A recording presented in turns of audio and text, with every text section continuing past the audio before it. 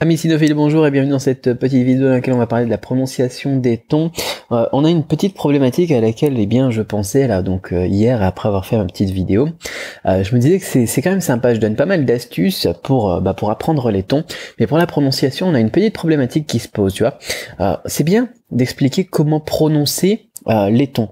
C'est bien, tu vois, de voir, de te dire comment est-ce que tu vas faire pour pouvoir te débrouiller. Mais si t'as pas de prof à côté de toi, est-ce que tu peux être sûr que ta prononciation est bonne? Donc, je me suis dit, je vais créer une vidéo, moi, pour mon audience, qui va leur permettre d'être certain, une méthode qui va leur donner à coup sûr, à 100%, une prononciation optimale des tons, d'accord?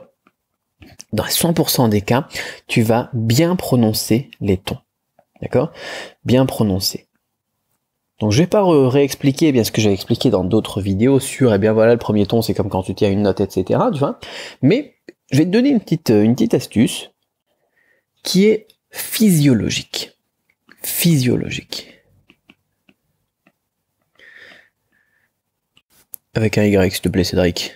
Tu feras pas un bon prof de français, toi. Quoi qu'il en soit, donc cette astuce physiologique, c'est quoi? C'est de bouger la tête quand on va prononcer les tons. En fait, et c'est quoi? C'est quand tu vas lever la tête. On va dire que ça, c'est ta tête. D'accord? Voilà, ça c'est la tête. Je fais super bien les têtes. Quand tu vas lever la tête, ça c'est le cou. D'accord? Le son, il part d'ici et il sort de la bouche. Si tu lèves la tête, tu vas avoir tendance, là je suis en train de le faire donc tu l'entends aussi, tu vas avoir tendance à avoir une voix plus aiguë. Tu vois, tu l'entends là. Et c'est formidable. C'est formidable parce que les tons, c'est juste l'intonation des aigus vers le grave.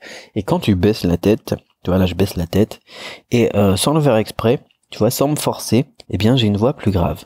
Et quand je reviens à la position normale, eh bien j'ai une voix tout simplement normale. Et c'est formidable. C'est formidable parce qu'au final, les tons, les intonations, le premier ton, c'est d'avoir une voix qui est tenue et qui est relativement haute, d'accord? On va avoir quelque chose qui est plus situé ici, le premier ton. Le deuxième ton, un ton montant, on va avoir, tout simplement, on va partir du bas vers le haut, donc du grave vers l'aigu. On va tout simplement devoir monter la tête en les prononçant. Le troisième ton, on va baisser la tête et puis la remonter, tout simplement.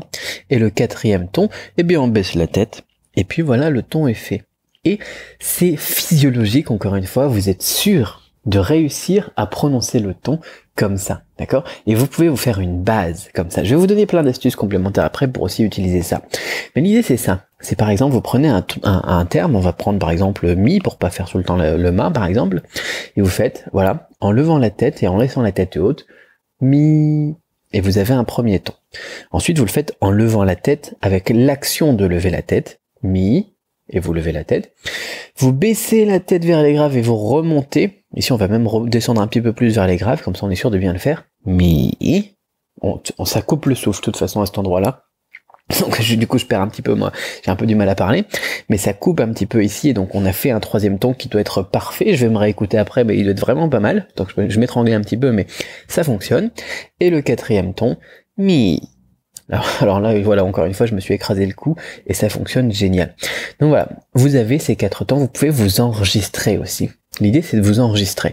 Pourquoi? Parce qu'après, une fois que vous avez cette base, vous pouvez très bien utiliser aussi les miens que je viens de faire dans cette vidéo et puis enregistrer ce son sur votre dictaphone et puis découper les petits morceaux, par exemple. J'en sais rien, mais c'est plus facile si vous les faites séparément. Ça évite de faire du montage et de découper après un fichier son, quoi.